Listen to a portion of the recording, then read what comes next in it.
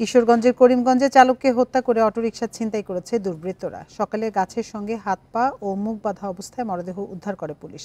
নিহত অটোরিকশা চালক হুমায়ুন করিমগঞ্জ উপজেলার পূর্ব চরকর্ণশী গ্রামের ওসমান মিয়ার ছেলে।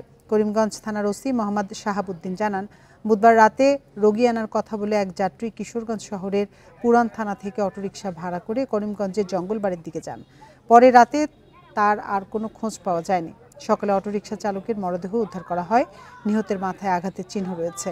ঘটনাস্থলে অটোরিকশাটি পাওয়া যায়নি।